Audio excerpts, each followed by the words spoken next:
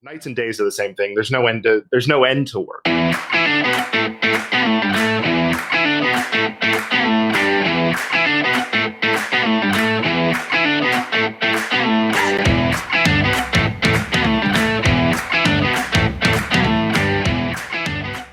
to our daily drop-in this morning, where we get to go live every single morning, Monday, Tuesday, Wednesday, Thursday, Friday at 7 a.m. Central, 8 a.m. Eastern. And we just get to talk shop and answer your questions and just be available as brainstorming partners. I have a really fun guest with me, and I don't know how I convinced him to join me, but I love kicking off my morning talking to you, Brad. It was a great experience a few weeks ago, and now that we get to do it again, I'm already thrilled that this is the part of my morning I get to kick off with. No, I'm right there with you. When you were on the show, it was only a few weeks ago, but I told you it was like the best day because I felt so pumped and excited by the end of our conversation. I was just, it was awesome. I do have to say there is a concern, and we're going to have you introduce yourself and all that good stuff too. But as people are slowly coming in, they're going to start commenting, saying good morning. This is kind of how our daily drop-ins work pretty frequently. But I do have to tell you, when I was on your podcast, we recorded at 8 a.m. or 9 a.m., which is not early. I'm usually up and going by then, but I don't usually record podcasts in the morning. So I was a little anxious. I'm like, who is this guy? He's recording podcasts in the morning. Like what? He doesn't appreciate a good cup of coffee? And we had a ball getting to talk shop that day. It was so fun. It was a great experience. It was. It was, and I don't even know. At this point, I don't remember everything you said because there were so many moments where you just said something and I was just, okay, yeah, that's awesome. I love that. And we're going to stick with it. Well, I'm a fan. I really enjoy your podcast. I won't lie to you. I had listened to a few episodes, but not really. And then since I've been on, I have subscribed. I listened to all the episodes. I love staying caught up. And there's definitely some amazing people that you've gotten to highlight. And the work you're doing, I just think is really conducive to our network. So as people are popping in this morning, I'm going to give you a homework assignment 2 minutes in that they're going to have to go check out to your podcast. Before we get into all those details though, would you just tell us who are you? What do you do in education? How do we trick you into joining our daily drop-in? So my name's Brad Dressler. I am a instructional technology coach, digital instruction coach, whatever title you want to throw at me. By day, of course, days and nights are all the same at this point. So I'm just always all the things. But so I'm a digital instructional coach, and let's see, what else? I run the Planning Period podcast. I guess that's kind of a thing. I have a problem with swag. It's a serious addiction I need to address. I'm also starting, I just do lots of things. I talk to people. That's really what it is. I just love talking to people, especially about education and about other stuff. And so that's who I am. Well, I am a fan of how you talk to people because your podcast it's very low key. It feels like you're getting to listen in on a conversation. And truly, I know you have some scripted questions, but really it's just so much more of a conversation, which is my style of podcast. I like to feel like it's just two wonderful people talking shop. And so I think it's awesome. We do have Dr. Dan Kreiness. Dr. Kreiness is here. I love Dan. Dan's a great guy. He's giving you a shout out right now. And I do want to congratulate him. He just became a doctor. And so that was a big deal for him. What was it, a few weeks ago that was a big celebration? I think it was last week, but I'm not positive. But time is relative now. It seems like everything is all messed up, but still very exciting for him. I do want to go back. I know you have a lot of different roles, but the podcast is really something that you have focused on. And you did say that you had a problem with swag. I won't lie to you. I just received my first Teach Better Team sweatshirt. And I have had other Teach Better Team swag that's been gifted to me. It's been so sweet. But I bought this sweatshirt. I was so excited. It came in the mail yesterday. Better today, better tomorrow. I'm in love. I don't know how you can be in love with a black sweatshirt, but especially as somebody who has an addiction to swag, I feel like you must understand when you get something cool in the mail. It's like I put it on right away and I'm going to wear it for the next 12 days and see if anybody notices. Yeah, mine is a problem. So I had for a while, for the first not for the first year, but when I got I had a friend of mine design my logo for my show. I had mocked up a really terrible version of it on I probably did it in Paint, MS Paint, because that's what I do most of my design in is Paint. because it's a simple program and it's easy. But I mocked up this really simple version of this idea of like sort of the schoolhouse with the two people talking is just kind of what I was going for. And then I have a highly talented artist friend that did some work for me. And so she made it look actually good. And then after that, I found that, like the subscription boxes that are out there, like you get all these subscription boxes. Well, Vistaprint does a swag subscription box. So for $25 a month, they just send you a box every month with your logo on it.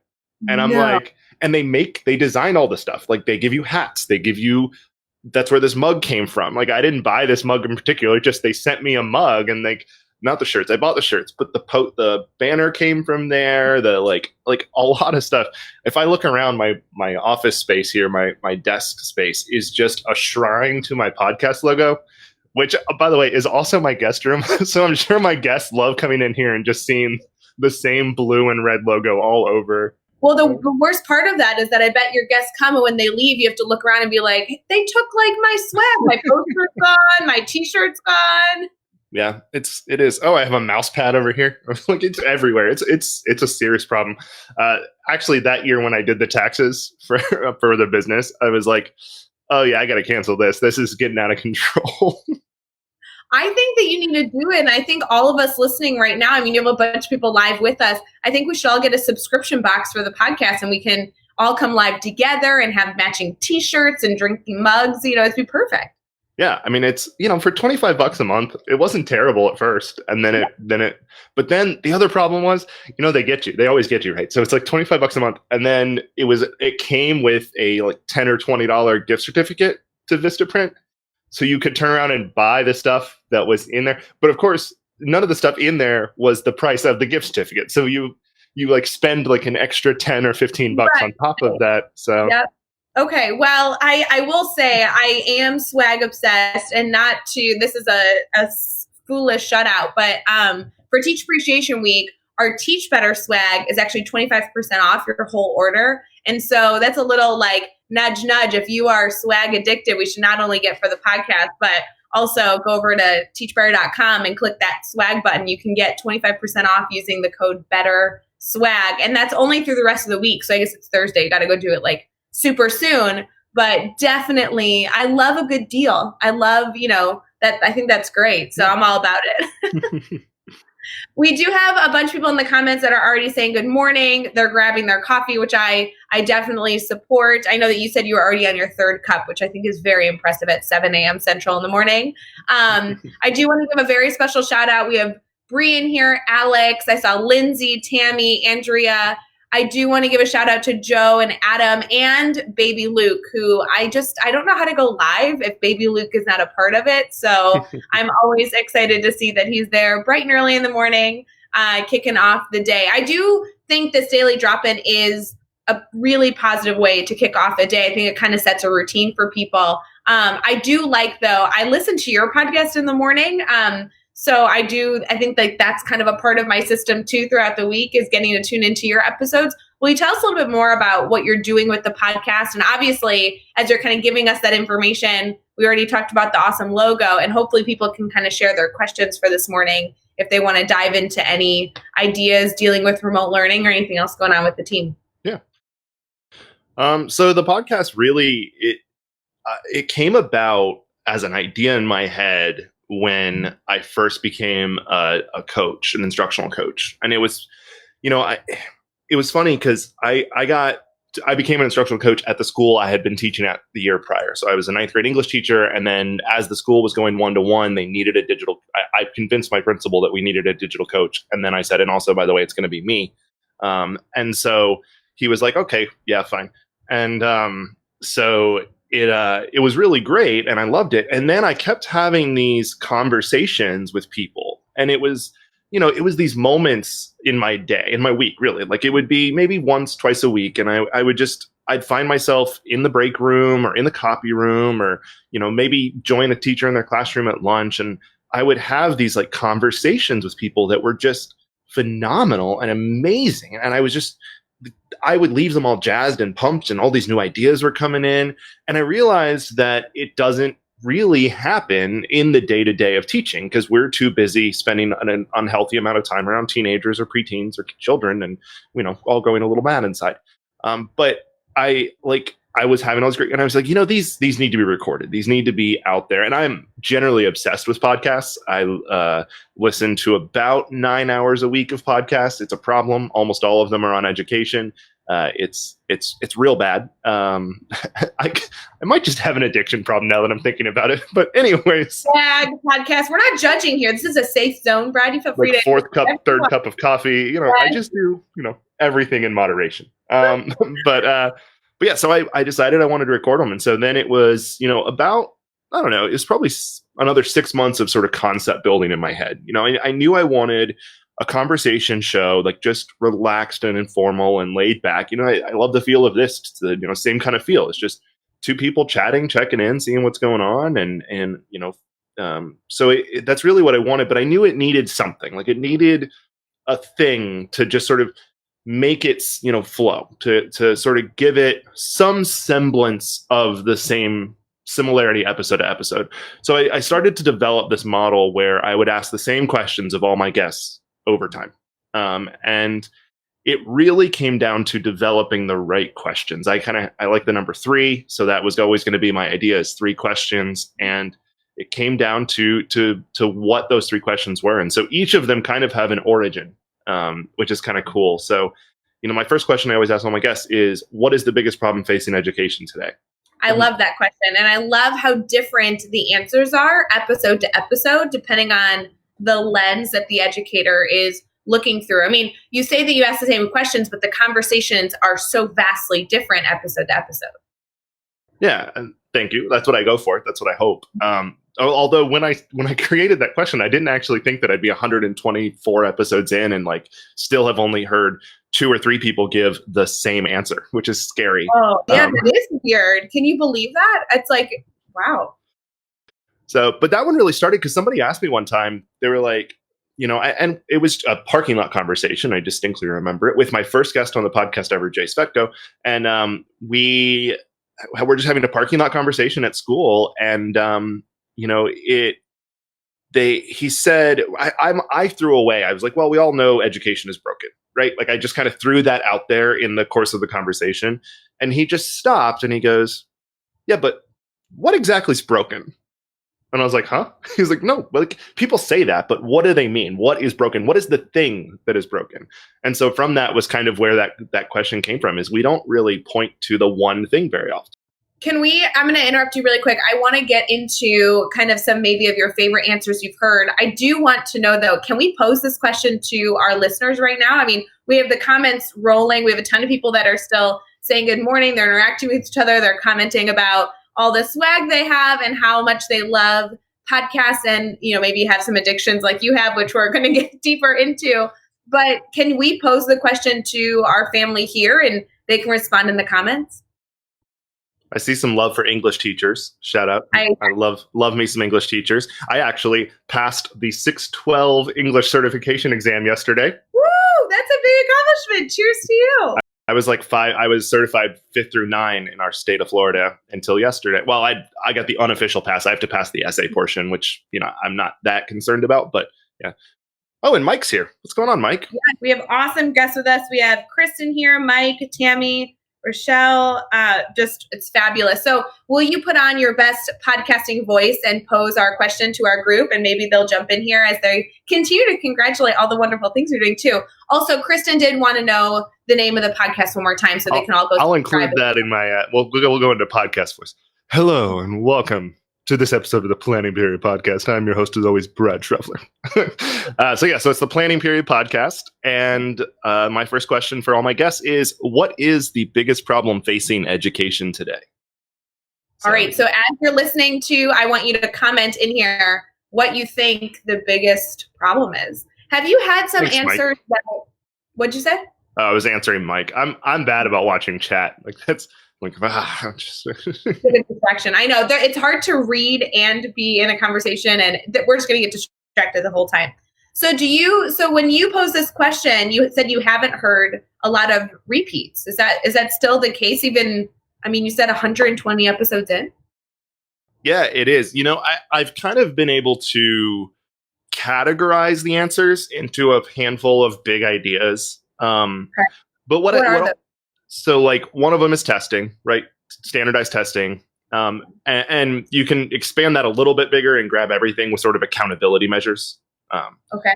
So just general accountability measures have a lot.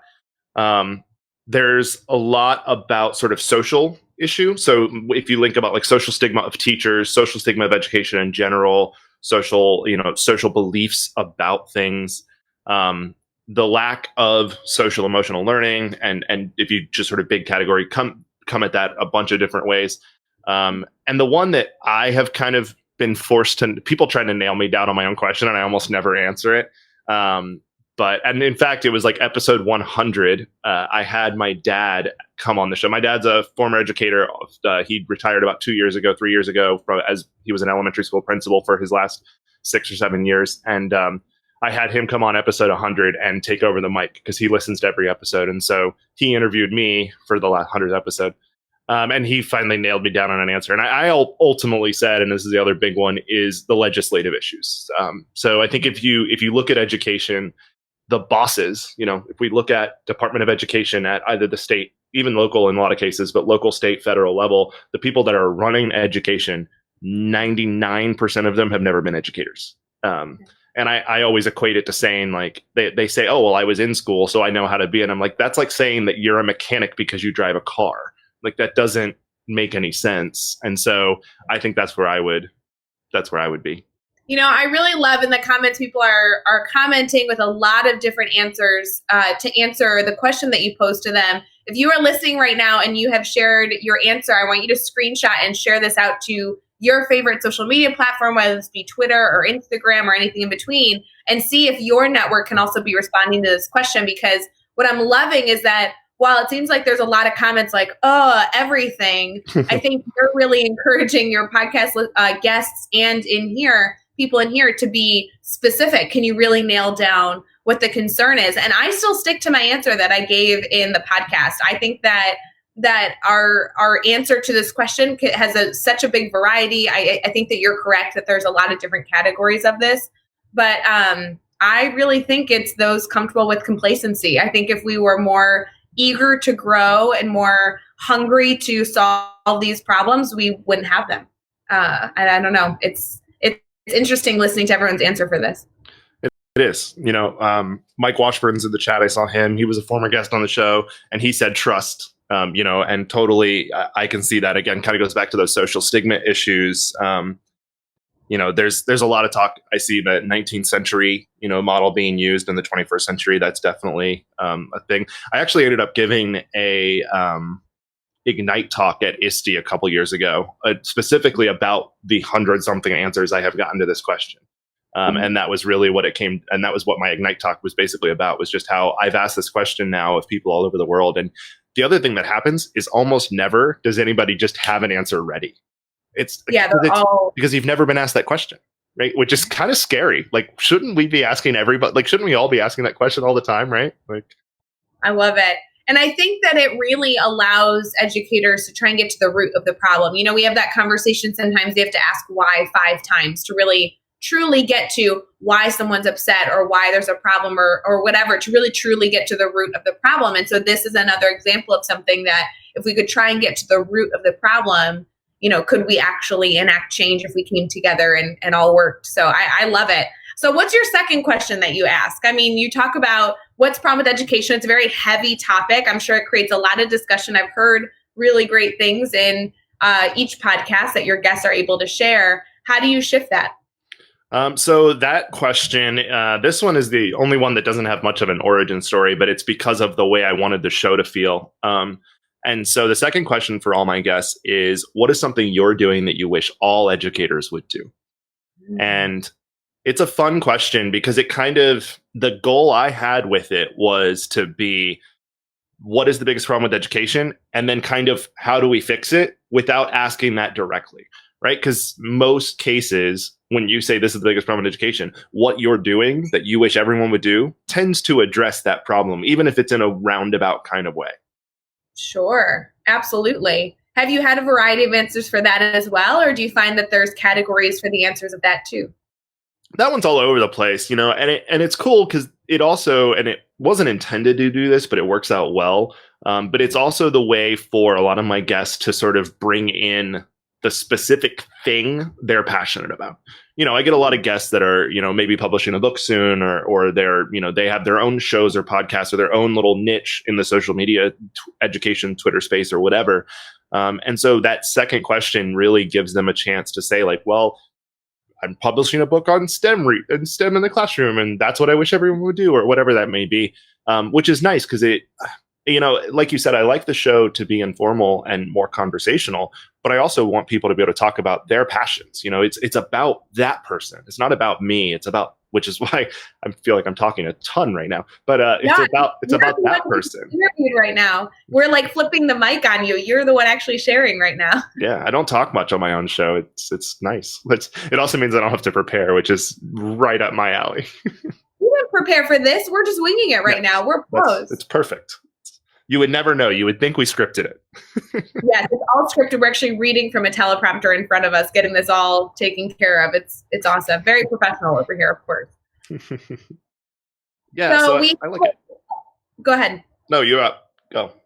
We have a lot of people kind of sharing and not only responding to your first question, but now they're starting to share on the second. I think I really enjoy that you're allowing people to not only share in some of the challenges of education, but also some of the celebrations, because if they're able to highlight something that they're currently doing that they wish everybody did, that could add a lot of food for thought for educators that are listening. I see that you're laughing. Did you see a comment so far that's making you laugh? Yeah, I love watching. I love having a live chat. That's the one thing I wish I had on my podcast, because I love getting interactions and talking back and forth.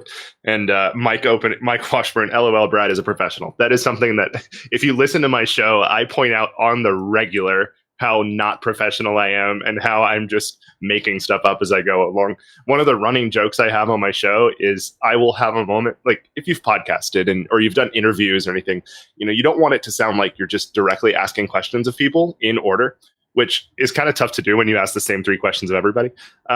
But so I will have moments where I manage to segue into one of my next questions, and then I immediately point out the smooth segue I just made, which completely undoes it. So completely. That's hysterical.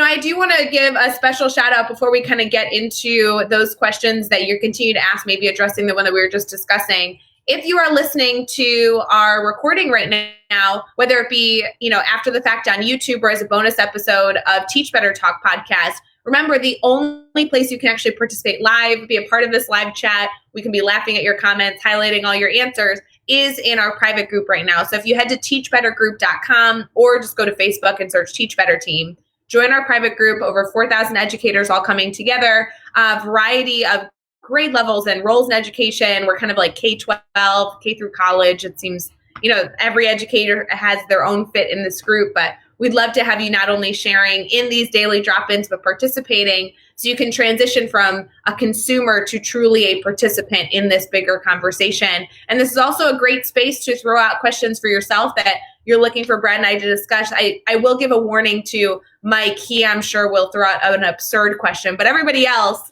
feel free to throw something out, and Brad and I will do our best to try and be problem solvers with you, alongside you, as you try and navigate education, especially during this very strange time. I do want to know, we've talked about 2 questions you share. I'd love to get to the third, because that one kind of stumped me a little bit when I was on your podcast personally.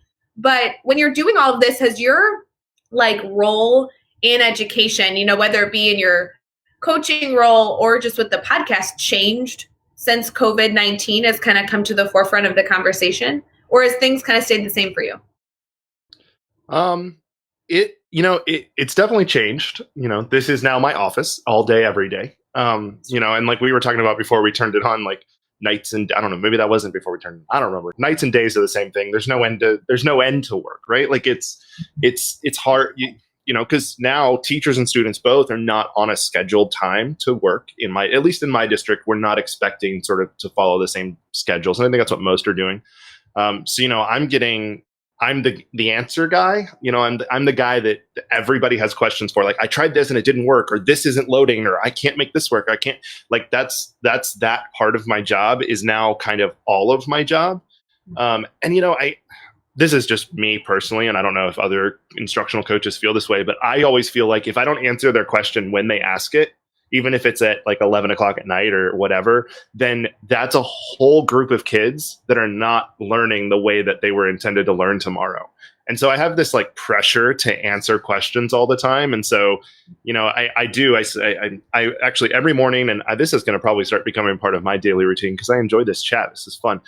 So now I got to get up an extra hour early every morning because now my routine is to watch Mike Washburn and Steve Isaacs on Twitch at 9 o'clock every morning while I answer emails because they live stream on Twitch every morning. And so I watch them and chat with them. And then now so then I kind of answer emails, and then I start building resources. I'm making YouTube videos like crazy for people in my district. I'm answering questions. I've got, I love coding. It's something I'm really passionate about and enjoy. And I love a good spreadsheet. I could talk about Google Sheets for hours. I love a good spreadsheet. And so I have been building a lot of tools for whole schools in our district because it's now all of a sudden we're online. And one of the big questions that kept coming up is, how do we do attendance? How do we do attendance? What is attendance? What is attendance? And for me personally, the answer is easy. It doesn't matter. But apparently you can't say that, like you're not allowed to do that. So, I built a Google Sheet with a little bit of script coding that does attendance based on Canvas access, because that's our learning management system. So it does like a couple of VLOOKUPs. It takes our schedule list and then VLOOKs with this, the list, this report I can pull from Canvas of who hasn't logged in, and then shoots off individual emails to every teacher so that they can input the attendance for the week. And so, little things like that are saving time and trying to reduce the workload on students and teachers and administrators, and just that's a lot of what my job is creating things and sharing them out. Well, and I love that you're trying to find easier ways to do things. I need a you version in my life to help me figure out how to be as efficient and effective as possible through all these. So I'm confident that your teachers are extremely appreciative of the work you're doing. I do want to laugh though, because a lot of people are kind of connecting with you specifically around this idea of kind of never being able to turn off the job. They feel like they're answering emails in the morning and in the evenings and, constantly on this trying to find the pressure of the balance. Are you trying to find the balance, or is it kind of like in the current environment, I don't know that I'm ever turning it off? Or do you actually take time where you're like, all right, from 6 to 8, I'm with the family, I'm relaxing, I'm kind of turning off the brain and disconnecting from work? Because I think that everyone's kind of choosing a different path road for this. Yeah. If anybody out there has a way to turn off the brain, I would love to know it. Feel free to share. Please drop it in the chat because that would help me a lot. So no, I don't have a way to do that for sure. I will say I've been a little better now, at least in the last few weeks, of trying to disconnect over the weekend. That has kind of been, at night I will still check my phone and I'm still a slave to messages, but I've been trying to, at least on the weekends, kind of take a step back and I will maybe see, because my email's on my phone. So I will maybe look at it and I'll be like, I could answer that right now. And I kind of have this rule roughly where if I can't answer it in about a minute, then I'm going to leave it until Monday. So that's, it's not a formal rule, but it's working pretty well so far. I like that strategy. I mean, then you're like previewing the email, seeing how immediate it is because it might drastically impact a student's learning, or maybe it's just something that you can address later. And I like the idea of taking off the weekends. I keep a very busy schedule typically. I mean, I'm in the classroom full time. I'm also with the team. And my days are kind of filled with students and my evenings are filled with teachers. And we're kind of joking with the team right now. We're really trying to encourage all the members of the Teach Better team, including those in our family that are live with us now, and just say, really take a weekend. It's okay to take a weekend. I'm like trying to set a schedule that I'm taking off Saturday mornings, like really, not doing anything anything related to work on Saturday mornings. So we'll see how that goes. Fingers crossed. Yeah. I like Mike's point too about blocking time in your calendar. And as I think you, Mike, you have the same problem I do. I have a scheduling calendar that anyone can sign up for because of the podcast. So I send that out to guests. And sometimes, I mean, if you've been a podcaster, sometimes you'll send out a link to somebody and say, hey, I'd love to have you as a guest. And they maybe don't check it for 3 weeks or a month. And so I'll think, oh, next week is pretty clear. And then somebody that I messaged a while ago just signs up for a time, which I love. It's great. I want them to do it. But then it's like, oh, darn. So I've had to get my wife, especially, in the habit of saying, hey, we have a game night with friends. Well, not recently, but I mean, in general, we have a game night with friends. And I'm like, oh, but you got to put it in the calendar or I might have a podcast interview. And so it's gotta be blocked. So yeah, I do try to do that. And that's another one of those things. So I have halftime custody of my son. And so I built a little script that automatically blocks out from about right around dinner time through to story time. It's dinner time to story time is automatically blocked out when I have him for a week. So every other week in my calendar, and I don't have to think about that. And yeah, somebody asked about if it's Calendly. Yeah, I use Calendly personally. That's what I use. Yeah, I love Calendly. It's the only way that I'm able to book appointments with people, because otherwise you have to go back and forth and try and find a time that works. And especially, I'm sure you do this all the time, but with time zones, oh my gosh, it kills me. I'm like, I can't keep everything straight. And the problem is sometimes you're emailing with 2 or 3 people that want to get a meeting with you, or for your instance, want to record a podcast, and you're trying to save time that may not be booked, but it might be booked. And Calendly takes care of all of that. So it's a great tool. There's others out there. If you're a teacher trying to book times with students, there's kind of other tools I might recommend. But if you're trying to do anything where scheduling a meeting or podcast is perfect, we are actually block out Monday nights are holistically Teach Better Talk podcast recording evenings. So we have a little bit of a different system than you do, I know. But so that's why you don't have anything available till late July. I know, because we only record podcasts on Monday nights, and we do 4 at most 4 a night on a Monday night. So we try and open things up. But you're right. If you try and get on the Teach Better Talk podcast, we're booked a little bit out, which is not a bad problem to have. No, not at all. Yeah. And I will say, it is, to me, it's a lot about finding the time to block it out. And then for me, it is as much as I can automate as possible. And that's why, I do want to drop in. I love coding. That's something I'm excited about. And that's why starting next week, I'm actually doing a 1 hour a week live show talking about coding and education that is going to be part of the Inside Participate Twitch channel. So twitch.tv/Inside Participate. Tuesdays at 1 o'clock. It's called Unscripted. Unscript, because it's script.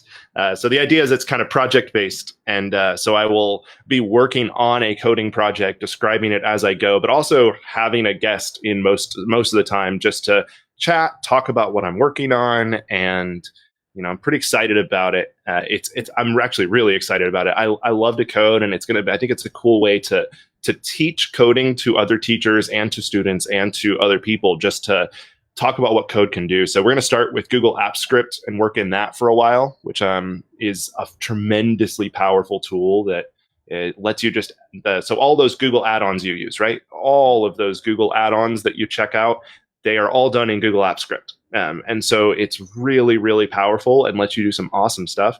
But it's just a simple little trick to be able to turn spreadsheets into emails, automatically. You click a button and it just emails everyone on a spreadsheet. It's super easy, barely an inconvenience. And I think people should use it. So that's what we're doing. I am already seeing in the comments there are people very, very excited for this. They love the topic. I think the topic's fabulous. Can you give us a little more information about where we can go to find it? And then also, you said 1 o'clock. What time zone is that? Oh, yeah, I guess that would help. 1 o'clock Eastern time is where it's going to be. Tuesdays at 1 o'clock Eastern.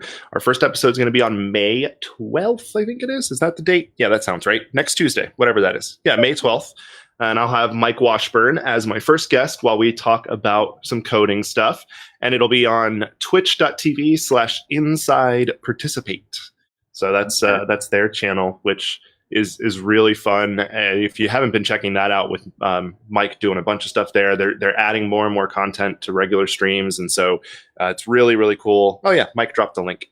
And so it's really cool to just hang out. And so if you've never been on Twitch, it's great. It's like this, but all the time. Yeah, absolutely. It's a great resource, and I love that you're using it. I know that Twitch does a lot of other fields as well, including gaming and everything else. This is a great use of it for education, that you can go and you can learn, and it's professional development on your own time. It's perfect. Yeah. So I'm excited about it. And if you don't catch the live show, it'll be on YouTube and that kind of stuff too. But it's cool. So our first project actually is this idea that's been in my head for a long time, right? So everybody loves interactive notebooks. Well, not everybody, but I mean, a lot of people love interactive notebooks. And what I see a lot of people do is they use Google Slides to make interactive notebooks because they set up the pages and like they do all these things, right? And so my idea is, one of the problems with doing that is you create it at the beginning of the year and then you share it out to the students. But then if you want to add pages, you have to sort of share the slide to all the kids, and then they have to copy it and paste it into their interactive notebook of their copy version and all this other stuff. It's a mess, right? So my plan is to create an app that will automatically push out the new pages to every kid's interactive notebook Google slide deck. So you'll just be able to push new slides to everyone. So yeah, I see a couple questions about what is Twitch. You want to go deeper into that? So Twitch is originally started as a live streaming video game service. That's really what it was intended for. And it has just sort of become one of the most stable and reliable live stream channel systems out there. And so what it ultimately is you're watching people live. You know, it's like Facebook Live all the time. And so a lot of it is geared towards gamers and video games, but more and more people are going on to do little talk shows or talk about professional development or whatever. So, I mean, that's really what it is it's a live streaming system, but it's a lot of fun. There is, tons and tons of cool content out there, and lots of people making stuff. And so it's cool, but it's ultimately live streaming just like this. You have, a chat and you can kind of interact with that and watch that stuff. So. And if you've never used Twitch and you're a part of our video right now or watching this afterwards on YouTube or as a bonus episode of Teach Better Talk podcast, this could be your perfect introduction to going and seeing if it's something that you can be a part of more consistently. I mean, you're hosting a show that's extremely relevant to all educators. Just download the app, go on the website, and get involved. It's a good opportunity. Tim said that me and Jake Miller would get along. That's very true. We do get along. We've hung out in person, and he's been on my show already. We had to prevent ourselves from doing a lengthy description of Google Sheets in that episode, because he said he could talk about Google Sheets for hours, and I was like, yes, I could too. So yeah, it's pretty cool. Well, Jake Miller did join our Teach Better conference that we had back in November. And I'm hoping he chooses to come and join us again at the Teach Better Conference 2020 this year, October 2nd and 3rd. I know that you said you're busy, but we need you to figure out a way to get to the Teach Better Conference 2020. We continue to release kind of like our featured lineup, the initial people that we know are going to be there as proposals are open through the month. And we want to make sure that there's a lot of amazing voices there that are able to share their stories. So I'm just saying, nudge, nudge, Teach Better Conference. We want to see you there, Brad. I think you're a great fit. Jake Miller should come too. I just actually yesterday or the day before, I got my code for Podcasters Row, because I applied just thinking like, okay, maybe I could make this work. So we'll see. Yes. I'll have to see if I can pull it off. You'd be great for Podcasters Row. I love it. And Jake Miller, that's what he was a part of last year. We had a lot of awesome podcasts that were able to come be featured, and hopefully many, many more this year as we continue to amplify how many amazing educational podcasts are out there.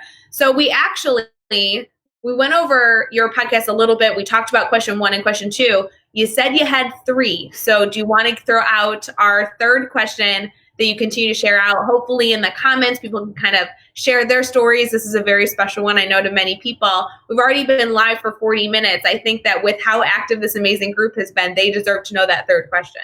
Yeah, we can't. I mean, I kind of love the idea of leaving them hanging. You'll have to check out the podcast to hear out question number 3.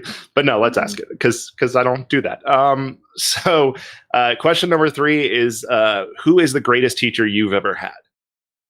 So when I look at my show, the idea is, right, like it's kind of this inverted pyramid. Like you start with this really big concept. I'm going to line up with my camera better. There we go. These are the things I have to practice before my live show next week.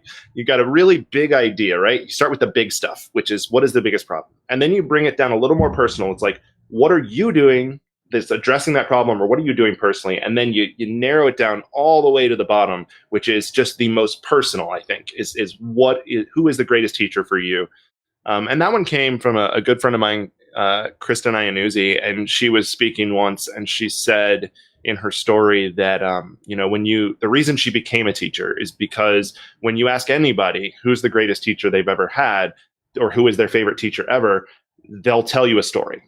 Right? Nobody just goes, like, nobody has ever said just, Mr. Boyd.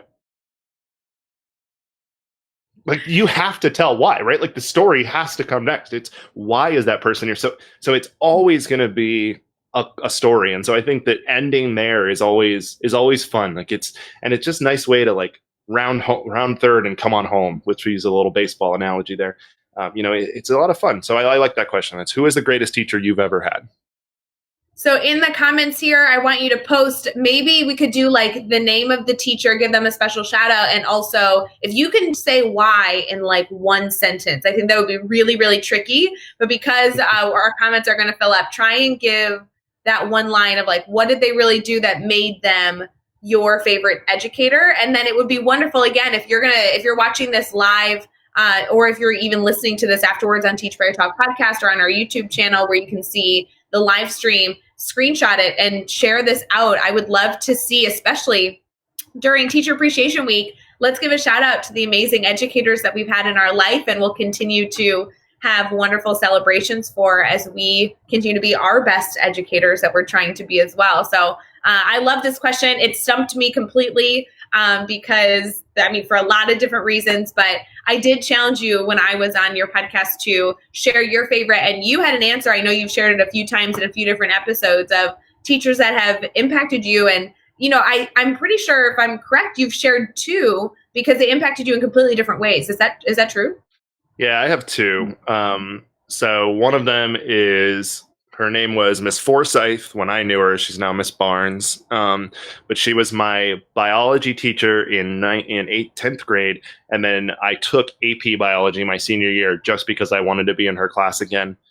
And so her was just this, amazingly high expectations, right? Like just tremendously high expectations. But also you never doubted for a second that she cared. You never doubted for a second that she loved her students, and her expectations were realistic for each student. Like it wasn't that I can't say in retrospect if the grading was different or whatever else, but it was clear that she had different expectations depending on who it was. Like those expectations were tailored for what she knew I could do.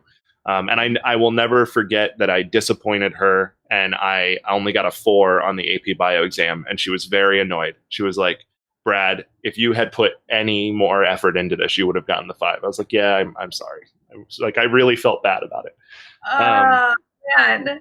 But then the other one is Mr. Boyd, my 12th grade English teacher, also AP Lit and Comp English teacher. And totally the opposite. If you walked in his classroom right now under any current model of observation and accountability, he would be terrible. Like he would be needs improvement, developing. He'd be awful. Like it'd be terrible. And yet he sat at the front of the room. He wore a tweed jacket like 90% of the time, which is great. And he would just talk. And I don't know that we ever really talked about books. I'm sure we did. I'm sure we talked about literature, but he would just come in sometimes and like there'd be papers on the desk for something to read, and we'd read a little short story or something. And then he'd go, all right, let's talk about it.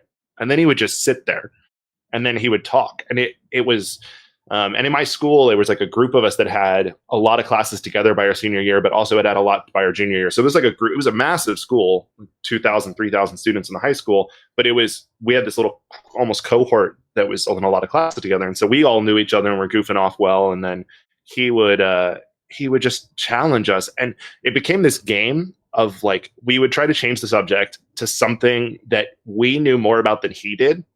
And in the entire year we had him, we never found anything. Like, it didn't matter what we talked about. Somehow he always knew more than we did. And not about literature. We would talk about nice watches and like precious gems. And he just had this vast depth of knowledge about everything. And you would have sworn, like, from the outside, that he didn't care about any of his kids, because he just sat there and was sarcastic and talked at you and like would kind of go back and forth with kids, but it didn't look like he cared. But in the class, I always knew that he cared somehow. Like, there was something about it that clicked with me. So kind of that sarcasm and this overall depth of just knowledge so combined with Miss Forsyth's like loving, caring aesthetic is kind of what I try to do, which are two contradictory styles. So, trying to find the balance. I mean, a lot of the comments here are first grade teachers, chemistry teachers, English teachers, really talking about relationships needing to be at the forefront and, how they made you feel. We have shop teachers, English teachers being highlighted, teachers that are retired, teachers that are currently still in the classroom, talking about empathy and, making learning fun. I love that this continues to be an opportunity for people to share their own stories of how a teacher has positively impacted them, because the majority of our listeners right now are educators. And it's interesting to think about going into a field that you're passionate about. A lot of people's stories is sparked from either having wonderful teachers that they connected with, that they wanted to have that same impact, or some of them was a teacher maybe they didn't connect with. And so they wanted to kind of create that environment that they feel like they didn't have. And I'm sure you see that in a lot of your answers from your podcast guests that get to highlight and give a shout out to educators that have impacted their life. Yeah, this one, I love this question. Like, it's so much fun. It makes me feel warm and cuddly inside. And it's, getting to hear someone's story, right? Like, that's what I love most in life, is just hearing other people's stories. And that was why I became an English teacher, is because I love stories, and storytelling is kind of just central to who I am. And so this one really lets people tell their story. But what's interesting, and I found over 126 episodes of my show or whatever, is that there tends, in most people's episodes, in most people's discussions, there tends to be this vein that just kind of runs subtly through all three answers, right? So like, it's not direct, it's not right in your face, but it tends to be this vein. They're typically the answer to who is their greatest teacher and what makes that person their greatest teacher. Like, if every teacher did it and it flowed backwards, we'd be fixing the other thing. And so it's really cool that like it's meant as this like top-down model of like how we do things, but if you take it backwards, it really shows sort of a good picture of who a person is as a guest. When they come in, it gives a good picture of them and who they are as an educator, and it's really been this awesome way to like connect with people and build relationships across the internet. And especially now, that's been really nice. And I've heard from a lot of my listeners that that's the way they feel. It's like you feel like you really get to know someone in a way that, a lot of education podcasts focus on pedagogy. My show does not do that. Like, it might be some in there, and you might get some knowledge out of it. But to call my show professional development would be a stretch. I mean, I feel like that would be a stretch, and I'm okay with that. We have plenty of great shows out there for professional development. I'm totally fine with my show being about people and hearing about people. I love it. Well, as you are continuously commenting and hopefully connecting with Brad after this daily drop-in, this really is an opportunity not only to kind of think about these three questions yourself and really dive into the impact you want to have as an educator. But I have to say, again, it's Teacher Appreciation Week, and we always appreciate teachers, but this is actually a time that people are heavily talking about it, I know. So if you are taking the time to highlight the amazing educator in your life that impacted you, don't just have it stop here, although giving them a shout out here is wonderful, but send them an email, do something that really shares with them a little more specifically, a little more personally, the impact that they had, because we talk a lot about how teachers don't always get to see the fruit of their labor. And if you took an extra 2 minutes today, 3 minutes today, 5 minutes today to reach out to the educator that you feel like really impacted you and made you the person that you are today, or why you entered into this field, it's a few minutes to make somebody else's day a little bit brighter. And we'd love to have you do that.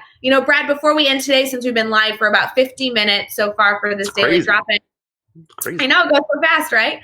You shared a ton, not only about your expertise in education, but a lot of great resources and opportunities for people to stay connected. Would you give us some specifics if they want to stay connected to you, they want to keep learning from you, and they're going to go subscribe, rate, and review the podcast? How can they stay connected? So I'm Brad Dressler everywhere. So at Brad Dressler on Twitter, it's SHRE. There's no C. Everyone wants to put a C in there. SHREFFLER.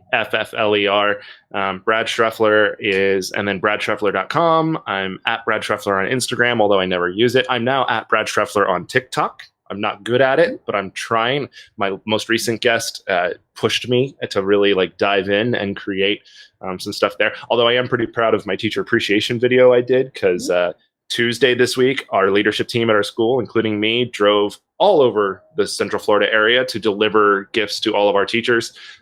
We think we did about 1,000 miles of driving altogether. So, but that was super fun. So I made a little video as I was going. So I was pretty proud of my TikTok that day. But otherwise, at Brad Dressler in all the places. Oh, and Brad Dressler on YouTube. That was the other one.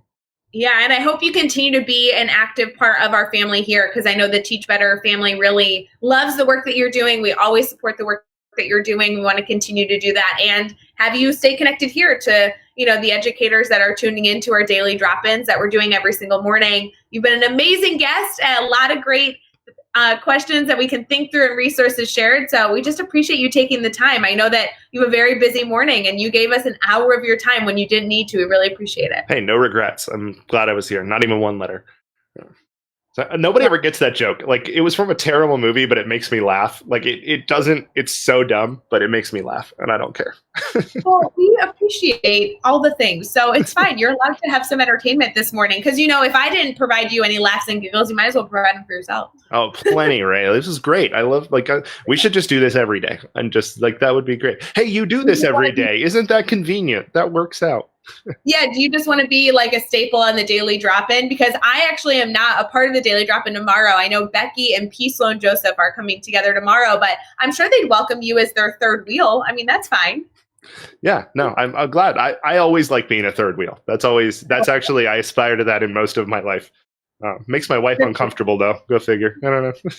I love it. It's great. Well, Brad, thank you again for joining us. We are going to say goodbye to our amazing network here, but do not forget we are doing our daily drop-in every single morning, Monday through Friday, and we are truly just trying to be here to not only help you kick off your morning with the right energy for the day, but also be here as brainstorming partners as you continue to serve your students to the best way possible and hopefully give you some resources and food for thought to make your day a little bit brighter. So thank you again, Brad. I really appreciate you. And for everybody else, we will see you tomorrow.